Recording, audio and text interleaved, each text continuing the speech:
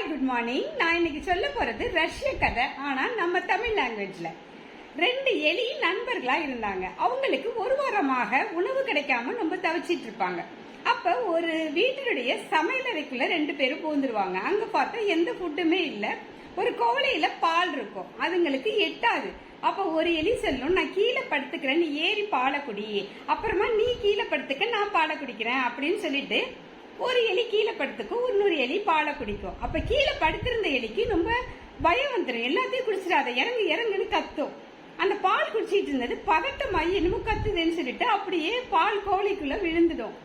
அதால வெளிவர முடியாது. இந்த கீழே உள்ள எலி ரொம்ப சந்தோஷமாயிடா, ஆஹா எல்லா பாலும் நம்மளுக்கு தான் அப்படின்னு சொல்லிட்டு சுத்தி முத்தி எப்படி பால் குடிக்கலாம் ட்ரை பண்ணும். அதால சுத்தமா பாலை குடிக்க முடியாது, உயரப்பத்துல அப்படியே இருந்து அது பசி தாங்க முடியாம அதுவும் இறந்து போயிடும்.